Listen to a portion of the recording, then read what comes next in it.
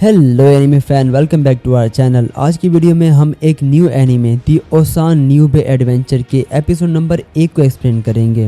Video को start करने से पहले आप चैनल को जरूर सब्सक्राइब कर लेना, क्योंकि हम 600 सब्सक्राइबर के बहुत ज़्यादा करीब हैं। सो प्लीज़ जल्द से जल्द कंप्लीट करवा दो। So let's get start.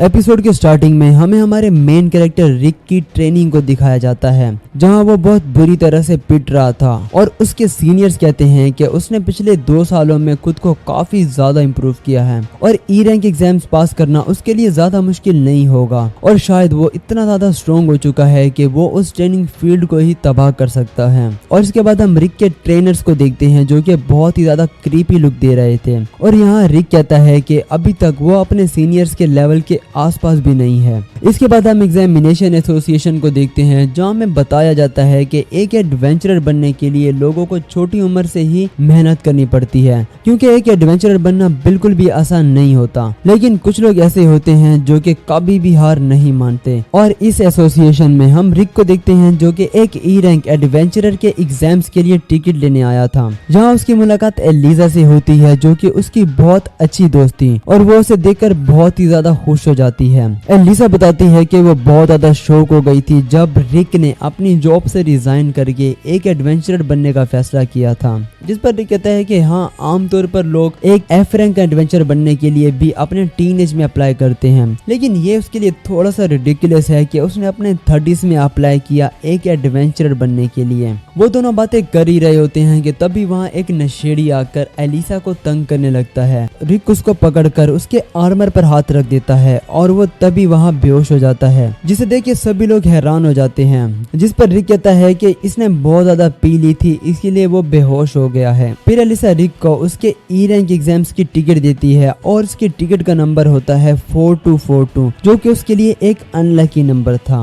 और इसके बाद रिक वहाँ से चला जाता है। बाहर आकर रिक रियानेट से मिलता है, जो कि उसका इंतजार कर रही थी। फिर सीन चेंज होता है और हम उस नशेड़ी को देखते हैं, जिसके आर्मर पर हाथ का निशान छपा हुआ था, जो देखकर बाकी सभी लोग बहुत ज्यादा शॉक हो जाते हैं, क्योंकि उसका ये आर्मर स्टील का बना हुआ था। और हमें पता चलता है कि ये नशेड़ी भी कोई आम इंसान नहीं है, बल्कि एक ई रैंक एडवेंचरर है। तो इसका मतलब ये है कि रिक ने बस इसके आर्मर पर हाथ ही रखा था और उसके हाथ का निशान इसके आर्मर पर छप गया। तो एग्जाम स्टार्ट होने से पहले सभी एडवेंचरर के माना लेवल को चेक किया जाता है, जहाँ सब लोग एक क्रिस्टल पर हाथ रखकर अपने लेवल को चेक करते हैं। लेकिन रिक का लेवल तो बस -F था, जो देख के सभी लोग बहुत ज्यादा हंसने लगते हैं और उसका मजाक उड़ाते हैं। लेकिन रिक के वहां से जाते ही वो क्रिस्टल टूट जाता है। इसके बाद इन सब की स्ट्रेंथ ट्रेनिंग को चेक किया जाता है, जहां सभी लोगों को एक ग्रीन स्लाइम बैग पर अपनी फुल स्ट्रेंथ के साथ हिट करना होगा। लेकिन ये बैग किसी भी तरह के पावरफुल इम्पैक्ट को एब्जॉर्ब कर सकता है। ये देखने के बाद रिक अपनी ट्रेनिंग को याद करता है, जहाँ उसका सीनियर उसे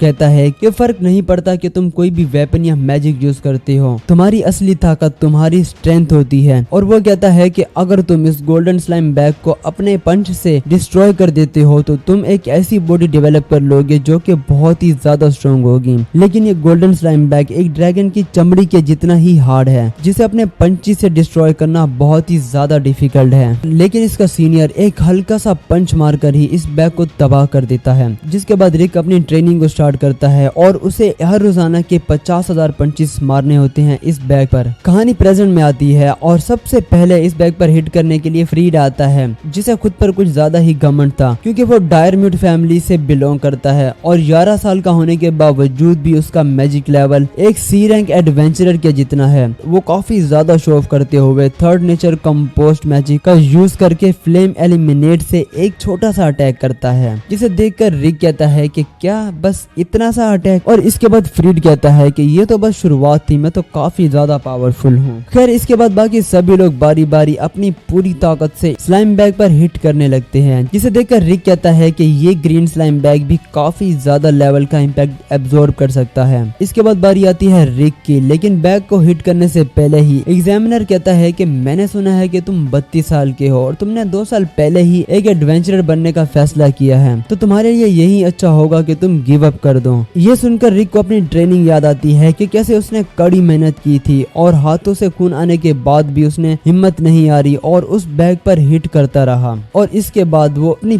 पूरी ताकत से उस ग्रीन स्लाइम बैग पर पंच मारता है और इसके एक ही पंच से ये बैग डिस्ट्रॉय हो जाता है, जो देख के सभी लोग शॉक हो जाते हैं। और फ्रिड सोचता है कि इतना पावरफुल तो उसे होना चाहिए था और फ्रिड मन में सोचता है कि उसकी असली पावर है डिफेंस मैजिक और वो नेक्स्ट राउंड में सभी को दिखाएगा कि उसकी असली पावर क्या है। लेकिन अगले राउंड में भी हम देखते हैं कि एक पावरफुल अटैक के बाद भी रिक को जरा सी भी खरोच नहीं आती और एग्जामिनर रिक से कहता है कि वो अपने डिफेंस पावर को थोड़ा और बढ़ा ले क्योंकि वो अब फिफ्थ नेचर के मैजिक से इस पर हमला करने वाला है, जिस पर रिक कहता है कि वो बस फर्स्ट नेचर का मैजिक ही इस्तेमाल कर सकता है ऑफेंस और डिफेंस दोनों के लिए। ये सुनकर एग्जामिनर थोड़ा सा शॉक हो जाता है कि एक इंसान फर्स्ट नेचर के मैजिक का यूज करके इतना ज्यादा स्ट्रॉन्ग कैसे हो सकता है। खैर इसके बाद एग्जामिनर फिफ्थ नेचर के कंपोस्ट मैजिक का यूज करके एक बेहद ही पावरफुल हमला करता है रिक पर और इस हमले से इतना बड़ा धमाका होता है कि रॉयल नाइट के फर्स्ट नाइट धमाका दिखाई देता है और वो वहां जाता है ये देखने के लिए कि आखिर यहाँ क्या हुआ है। तो वहां मौजूद एक एग्जामिनर उसे बताती है कि कैसे एक एफ-रैंक एडवेंचरर ने अपने एक ही पंच से ग्रीन स्लाइम बैग को तबाह कर दिया है और फिफ्थ नेचर के मैजिक को बस फर्स्ट नेचर के मैजिक से ही ब्लॉक किया है। इसके बाद सिल्वेस्टर रिक की पूरी डिटेल्स मांगता है उससे।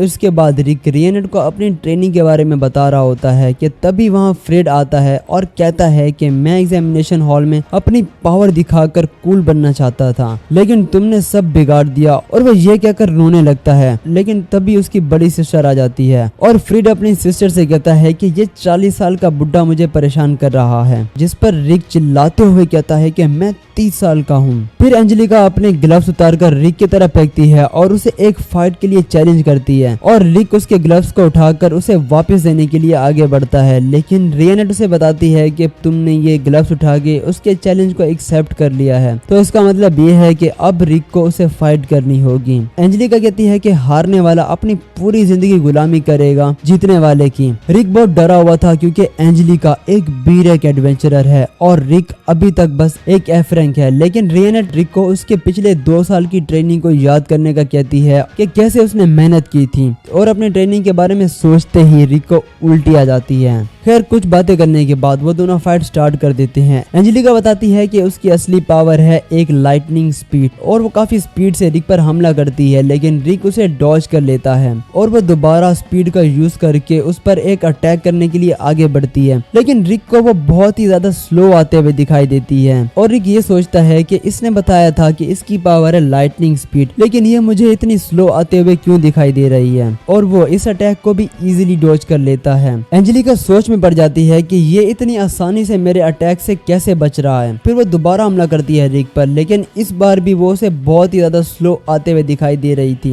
लेकिन इस बार एंजेलिका का पैर एक पत्थर से टकराता है और उसकी गिरने की स्पीड डबल हो जाती है और रिक को लगता है कि ये इसकी असल स्पीड है और वो इस बार भी उसके हमले से बच जाता है। इसके बाद एंजेलिका अपनी सबसे ज्यादा स्पीड वाली पावर का यूज करती है, जिसे वो बस 3 बार ही इस्तेमाल कर सकती है। लेकिन अपनी इस पावर का यूज करने के बाद भी वो रिक को बहुत ही ज्यादा स्लो आते हुए दिखाई देती है। 2 बार कोशिश करने के बाद इसकी आखिरी बारी थी और वो रिक की तरफ बढ़ती है, लेकिन इस बार रिक इसके अटैक को डॉज करने के बजाय एक जोरदार पंच जमीन पर मारता है और ये पंच इतना ज्यादा पावरफुल था कि वहाँ एक बड़ा सा गड्ढा बन जाता है, जिसे देखकर एंजेला सोचती है कि अगर ये पंच उसको लग जाता तो उसका क्या होता। वो रिक से कहती है कि आखिर तुम क्या चीज हो। वो कहता है कि वो एक फॉर्मर गिल्ड रिसेप्शनिस्ट और 2 साल पहले ही उसने एक एडवेंचरर बनने की जर्नी को शुरू किया है और वो एक एफ-रैंक एडवेंचरर है। और ये कहते हुए वो एंजेला की तरफ बढ़ने लगता है और कहता है कि चलो हम अपनी लड़ाई को कंटिन्यू करते हैं, लेकिन वो बहुत ही ज्यादा डर जाती है और हार मान लेती है और कहती है कि इस बार वो उसे जीतने दे रही है। लेकिन रिक कहता है कि तुमने कहा था कि जो भी हारेगा वो पूरी जिंदगी गुलामी करेगा जीतने वाले की। ये सुनकर वो वहाँ से भाग जाती है और यहाँ एपिसोड खत्म हो जाता है। और गाइस ये था आज का एपिसोड और मुझे कमेंट में जरूर बताना कि आपको ये न्यू एनिमे सीरीज कैसी लगी और अगर आपको वीडियो अच्छी लगी हो तो वीडियो को लाइक जरूर कर देना।